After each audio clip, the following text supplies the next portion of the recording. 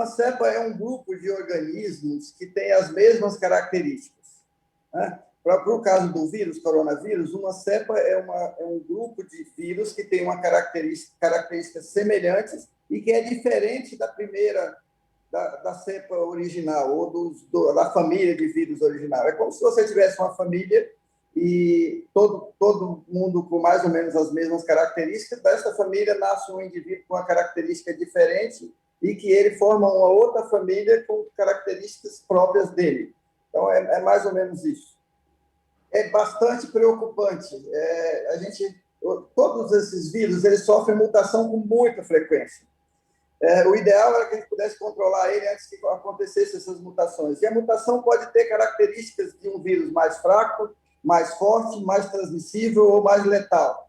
Nesse, a gente está descobrindo, ainda a gente não tem todos os detalhes para dizer ele é assim assado, mas ele seguramente é mais transmissível. Se é mais patogênico, se é mais poderoso em termos de causar doença mais grave e morte, isso a gente ainda não teve o tempo necessário para definir, mas que ele é mais transmissível, com certeza.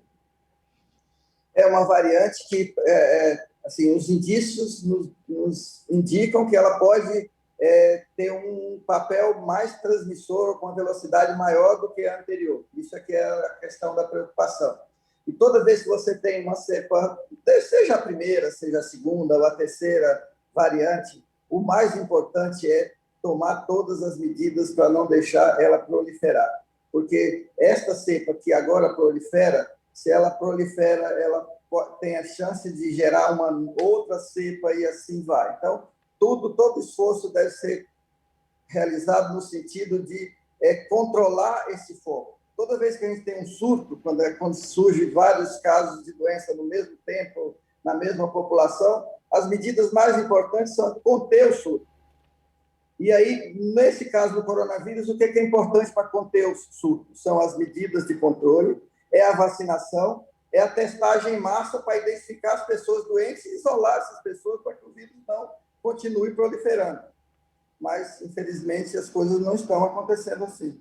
Infelizmente. A gente não está fazendo testagem em massa para separar os pacientes portadores dessa cepa e isolar. A gente não está conseguindo oferecer a vacina na velocidade necessária e a gente ainda está relaxando nas medidas de controle para evitar a transmissão de indivíduo para outro indivíduo.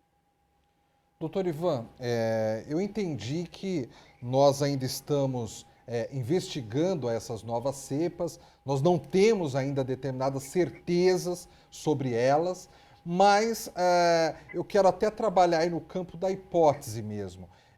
Nesse momento, a gente está vacinando aí, não só aqui no Brasil, mas no mundo todo. Trabalhando com vacinas que muitas delas trabalham com o vírus ali da cepa inicial, né? É possível que uma pessoa, de repente, venha a ser vacinada e, por causa dessas novas cepas, ela ser contaminada do mesmo jeito e a vacina não ter nenhum efeito, de repente, numa pessoa, por causa dessas mudanças no vírus? É possível, Guga, isso é possível. Por isso que a gente fala que o mais importante para atacar o inimigo é combater ele já no início, para todas as forças para que não deixe ele continuar sobrevivendo e mutando, sobrevivendo e mutando.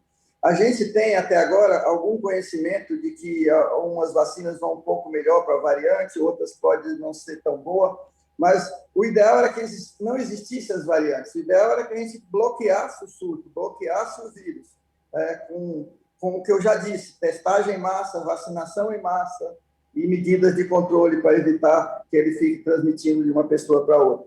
Mas, visto que isso não aconteceu ou não acontecendo, a gente fica vulnerável a ser atingido por uma nova cepa desse, que pode vir, a gente não tem certeza ainda que nenhuma delas é resistente às vacinas, mas pode vir a acontecer. Não, quando a gente toma uma primeira dose, tem uma proteção X. Normalmente, vacina é assim, você toma a primeira dose, já tem alguma proteção. A segunda dose é para dar um reforço, a gente chama de efeito buster, para se dar uma proteção muito maior. Às vezes, o tempo necessário entre a primeira dose e a segunda dose, às vezes até é um pouco maior, mais chance de você ter uma resposta mais robusta. Mas, diante de uma pandemia, o ideal é que a vacina seja feita no menor custo, no menor tempo possível e que seja segura como efeito buster, como efeito de produzir anticorpos. Agora, isso não quer dizer, se você atrasou um pouco a sua dose de vacina, que você está, que o vírus vai crescer ou vai aumentar. O que acontece é que você está mais suscetível, porque se a primeira dose dá uma proteção de 30% só, você está 70% suscetível. Se a segunda dose vai te dar uma proteção de 67%, é melhor que você tome essa segunda dose no tempo hábil. Não adianta também tomar com uma semana, porque isso ele não exerce o seu efeito de potencializar a resposta em termos de produção de anticorpo. A gente tem, no momento, né, não só a insegurança de não ter a vacina, de não ter a testagem suficiente, de não ter um mecanismo de bloquear essas cepas. Por exemplo, a cepa aconteceu inicialmente no Amazonas, o ideal era que ninguém saísse de lá, que o controle fosse feito uma testagem em massa, que oferecesse vacinação em massa, que isolasse os pacientes lá, mas por força das necessidades do que está acontecendo, é o inverso disso. A gente está mandando os pacientes de Manaus para outros lugares, porque lá não tem as condições necessárias para atendimento dessas pessoas por conta de colapso no sistema de saúde. Então, a gente está fazendo o inverso do que deveria ser feito diante de uma cepa nova, diante de um inimigo novo, que era isolar aquele grupo que foi afetado e vacinar as pessoas próximas em contato, etc. Mas não está acontecendo isso, infelizmente, por dificuldades que a gente tem. Não tem testes suficientes, não tem vacina suficiente e não tem sistema de saúde suficiente para atender as pessoas no local onde a cepa ocorreu. Muita preocupação, com muita preocupação. Nós estamos vivendo o pior momento da pandemia, sem dúvida. A segunda onda veio muito mais forte do que a primeira. E a gente está chegando lá e se estendendo por muito tempo, com o isolamento parcial, com um tempo prolongado, que é tão maléfico quanto pouco benefício traz você fazer um isolamento que não é efetivo por um tempo curto. Você faz um meio isolamento e o tempo vai se alongando. Isso dá prejuízo para a saúde, para a economia, para tudo, né? A gente está... Eu digo sempre que a gente não está escrevendo um capítulo muito decente nessa pandemia.